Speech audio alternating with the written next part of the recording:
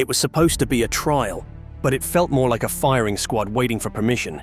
On Christmas Day, 1989, Romania's dictator Nicolae Ceaușescu and his wife Elena faced a makeshift court in a small military classroom. Less than an hour later, they lay dead against a concrete wall, their bodies riddled with bullets. The video of their execution would soon shock the world. Grainy footage of a defiant dictator and his wife, followed by the sight of their lifeless bodies slumped against a wall stained with blood. How does a dictator go from ruling a nation with an iron fist to being gunned down in less than an hour? And why did a country feel the need to broadcast that execution to the world? Nicolae Ceaușescu's path to power was paved with cunning and political opportunism. Born to peasant parents in 1918, he joined the then illegal Communist Party as a teenager and spent years in prison for his political activities. When he came to power in 1965, following the death of his predecessor Gheorghe Gheorghiu Dej, Ceaușescu initially presented himself as a breath of fresh air, a maverick within the communist world. While other Eastern Bloc leaders remained firmly under Moscow's thumb, he boldly denounced the Soviet invasion of Czechoslovakia in 1968 and established diplomatic relations with West Germany, Israel, and even the United States. These independent foreign policy moves earned him admiration both at home and abroad. Richard Nixon visited Bucharest in 1969, the first US president to visit a communist country. Queen Elizabeth II welcomed him to Buckingham Palace and bestowed upon him an honorary knighthood. For a time, Romania was Washington's favorite communist state, and Ceaușescu exploited this status to secure favorable trade deals and international loans. But behind this diplomatic charm offensive lay a darker reality for ordinary Romanians. While presenting a reformist face to the West, Ceaușescu was constructing one of the most oppressive regimes in Eastern Europe. Drawing inspiration from North Korea's Kim Il-sung, whom he deeply admired after a 1971 visit to Pyongyang, Ceaușescu built an extreme cult of personality. He adopted grandiose titles like Conjugator, Leader, Geniul din Carpati, Genius of the Carpathians, and Dunărea Gândirii, Danube of Thought. His portraits hung in every public building, school, and workplace. Romanian television devoted hours to footage of him touring factories, receiving foreign dignitaries, or giving interminable speeches. His birthday became a national holiday, celebrated with mass parades and poetry written in his honor. While other communist states had begun modest economic reforms, Ceaușescu doubled down on rigid centralized planning. He initiated massive industrialization projects that made little economic sense, like steel plants built far from raw materials and oil refineries that processed imported crude at a loss. These white elephants drained Romania's resources while producing substandard goods that couldn't compete on world markets. His wife, Elena, a woman with barely a fourth-grade education, reinvented herself as a world-class chemist and engineer through plagiarized research and forged credentials. Despite her lack of qualifications, she was appointed to high scientific positions and eventually became deputy prime minister. Foreign scientists who met her were stunned by her ignorance of basic chemistry, even as Romanian academics were forced to cite her groundbreaking research. Some Romanians joked that the country was suffering from Ceaușescism in two bodies. Their adult children were installed in positions of power, creating a quasi-dynastic communist system unlike anything else in Eastern Europe. To maintain control, Ceaușescu relied on the Securitate, one of the largest and most brutal secret police forces in the Soviet bloc. The Securitate employed over 11,000 agents and as many as 500,000 informants in a country of just 23 million people. This meant that 1 in 30 Romanians was reporting on their neighbors, colleagues, friends, and family members. The Securitate surveillance was suffocating. Telephones were tapped, mail was opened, hotel rooms and private apartments were bugged. Romanians learned to hold sensitive conversations while running water taps to foil listening devices. Typewriters had to be registered with the police, so writing samples could be matched to anonymous letters. Ceaușescu's paranoia extended even to controlling reproduction. Determined to increase Romania's population as a matter of national strength, he banned abortion and contraception in 1966.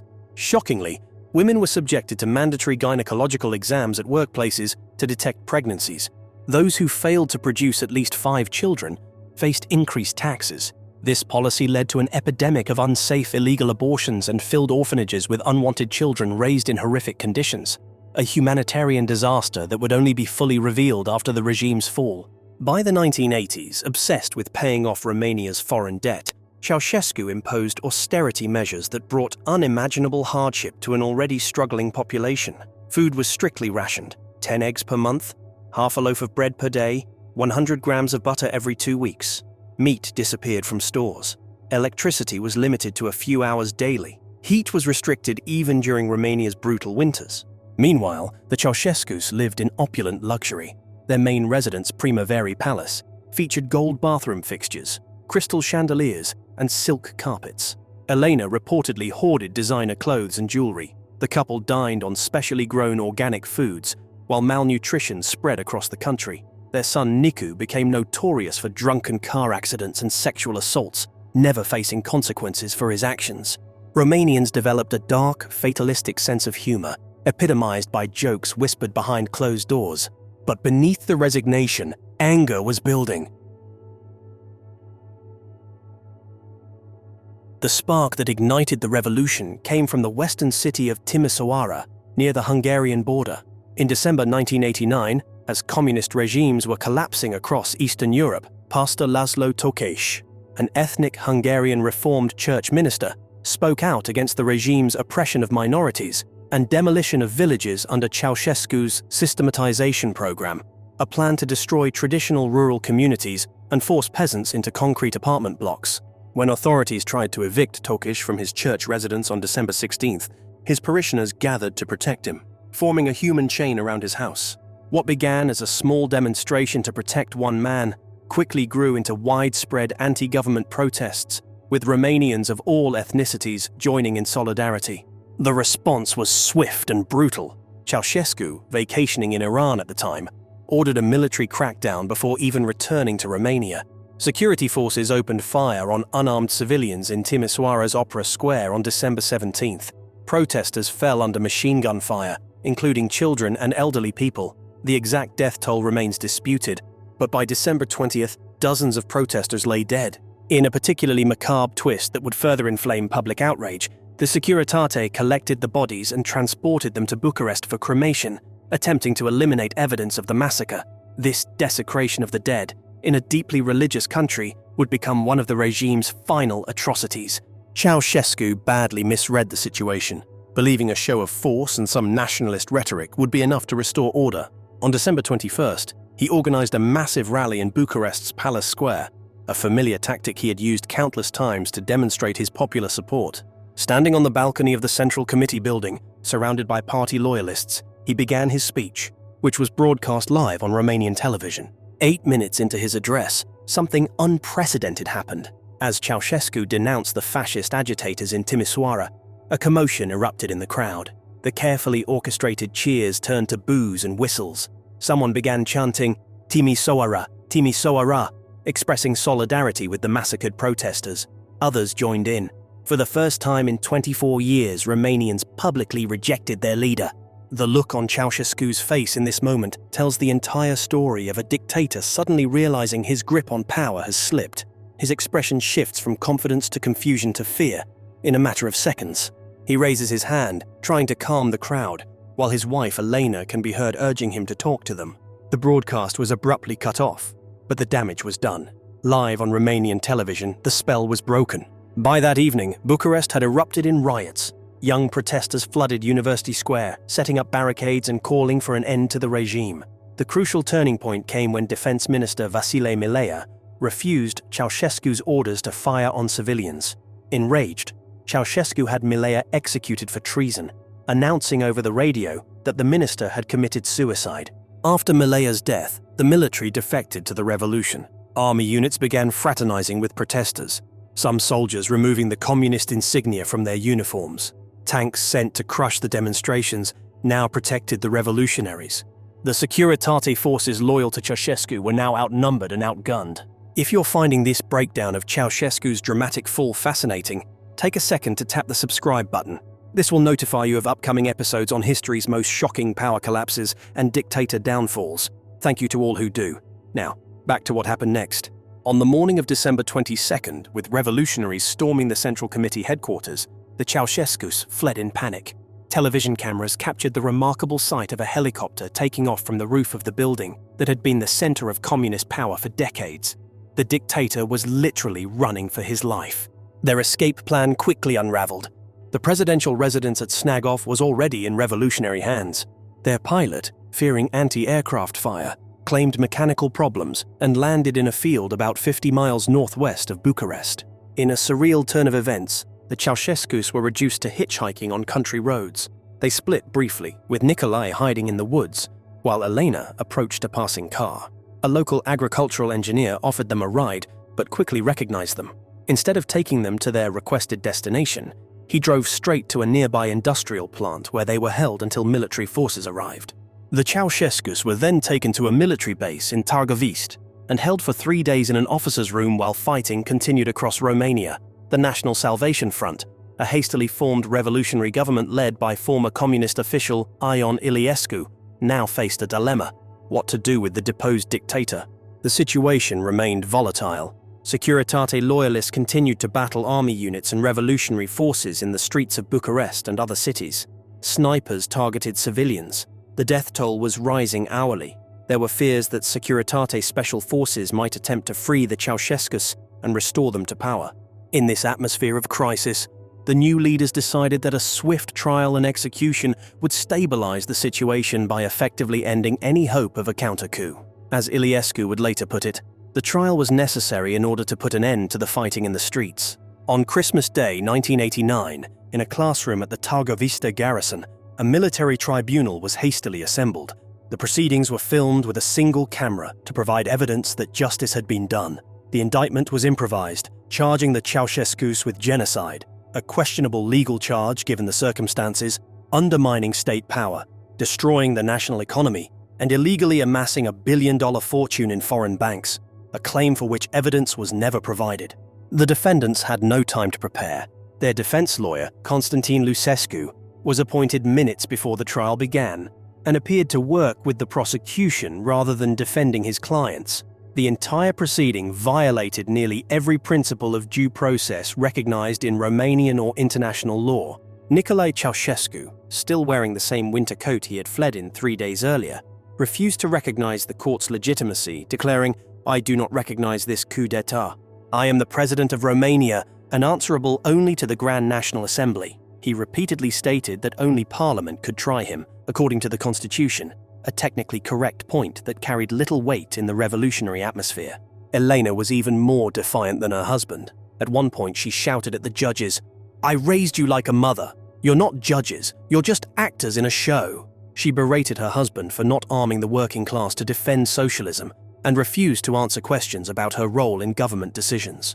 After less than an hour of chaotic back and forth, both Ceaușescus were found guilty on all charges and sentenced to death by firing squad. There would be no appeal. The execution was to be carried out immediately, a clear violation of normal judicial procedure, but one the tribunal felt necessary. As they were led away, the reality finally seemed to dawn on Nicolae. His last words to the court were, "We could have been shot without this masquerade. The real history will not be written like this." Immediately after the verdict, soldiers led the couple outside to a wall in the courtyard. The Ceaușescus requested to die together and asked that their hands remain untied. Both requests were denied. They also asked to have their personal belongings sent to their children, not knowing that their adult children were already in custody. The execution wall was hastily selected, a side wall of the garrison bathroom, a humiliating final setting for a man who had built one of the world's largest administrative buildings as a monument to himself. The soldiers used a metal bed frame leaned against the wall to prevent ricochets. Elena struggled fiercely against the soldiers as they bound her hands with rope, shouting, "Don't tie us up! Don't offend us like this!" Her notorious temper, which had terrified government officials for decades, remained unbroken even in her final moments. The execution squad consisted of 3 volunteer paratroopers, Captain Ionel Boru, Sergeant Major Georgin Octavian, and Dorin Marian Sirlan. Each carried a standard-issue 7.62mm AKM assault rifle with 30-round magazines. The men would later report feeling both the weight of history and personal anger toward the couple they held responsible for Romania's suffering. The couple was offered blindfolds, as is customary in military executions. They refused. Nicolae, perhaps seeking dignity in his final moments, began singing the Internationale, the communist anthem, in a wavering voice. Elena alternated between cursing the soldiers and calling out for her children. The order was given, and the paratroopers quickly opened fire, But instead of the planned controlled volley, all 3 soldiers emptied their magazines in a frenzy of gunfire, 90 bullets in all. Later, they would explain this excessive force as the result of pent-up rage and fear that the Ceaușescus might somehow survive a more measured execution. The camera operator, startled by the intensity of the gunfire, only captured the aftermath. When the smoke cleared, Nicolae was found to have been hit by 13 bullets, Eleanor by 14. Nicolae had also been shot in the knee, an ironic end for a man who had forced countless political prisoners to endure knee-breaking torture during Securitate interrogations. An army doctor checked and then declared, "The conjugator is dead." The soldiers quickly wrapped the bodies in canvas. Someone can be heard saying on the video, "Now the curse is lifted from Romania." The entire execution, from trial room to the final declaration of death, took less than 10 minutes. The footage reveals something telling about how thoroughly the couple had terrorized Romania. Even after they were clearly dead, the soldiers and officials seemed nervous, as if the Ceaușescus might somehow rise again. This fear speaks volumes about the psychological impact of their 24-year reign. On December 27th, Romanian television broadcast edited footage of the trial and execution. For a population that had lived in fear for decades, seeing their once untouchable leader dead was both shocking and cathartic. People gathered in homes and public squares to watch the images. Many felt a complex mixture of relief, vindication, and unease at the hasty nature of the proceedings. The timing of the execution, on Christmas Day, gave the revolution an almost religious symbolism of rebirth for the largely Orthodox Christian nation. In the immediate aftermath, the country experienced a carnival-like atmosphere of freedom. Romanians could suddenly speak openly without fear. Banned books appeared in stores. Churches filled with worshippers. Western goods began to flow across the borders. The abortion ban was lifted immediately, and contraceptives became available for the first time in decades. Internationally, reactions to the execution were mixed. While few mourned the Ceaușescus themselves, many were disturbed by the hasty nature of the trial and execution. Even the Vatican criticized the lack of due process. Soviet leader Mikhail Gorbachev, himself managing the gradual dissolution of communist power, called the execution a grave error. The bodies of the Ceaușescus were initially buried under cover of darkness in Bucharest's Ghencea cemetery, in unmarked graves under false names, kept secret to prevent either desecration or pilgrimage. It wasn't until 2010, after years of legal battles initiated by their children, that DNA tests confirmed their identities, and they were reburied under their real names.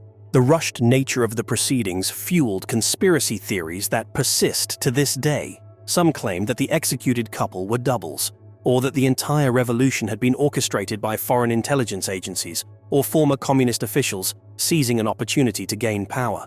The fact that many former Communist Party members, including Iliescu himself, quickly reconstituted themselves as the new democratic leadership, lent some credence to theories of a managed revolution. These suspicions deepened when it became clear that much of the violence after December 22nd, which claimed over 900 of the revolution's approximately 1,100 total victims, occurred after the Ceaușescus were already in custody. Some historians suggest that elements of the Securitate were fighting to create enough chaos to justify a military takeover, while others propose that the new leaders deliberately exaggerated the terrorist threat to consolidate their own power. Even some members of the tribunal later expressed misgivings about their role. One judge admitted in a 2009 interview, "We didn't have time to think about the morality of it. We were in a state of war, and we acted accordingly. But I still wonder if we did the right thing." Meanwhile, the scars of the Ceaușescu era continue to affect Romanian society. The children abandoned in notorious orphanages, the families torn apart by Securitate informants, the cultural and architectural destruction wrought by his systematization program, and the legacy of corruption that flourished under his rule, all these continue to shape modern Romania. Ceaușescu's end was fast, public, and unforgettable. The man who built a 1,100-room palace ended his life against a dirty wall beside a bathroom. The hasty trial forces us to confront uncomfortable questions. Was due process sacrificed for revolutionary necessity? Or was this simply revenge dressed up as justice? Yet there's no denying the symbolic power of those final images. The dictator and his wife reduced to pathetic figures in winter coats, railing against a tribunal they couldn't intimidate. Thanks for watching Nefarious History. If you enjoyed this video, please subscribe for more stories of history's most chaotic downfalls.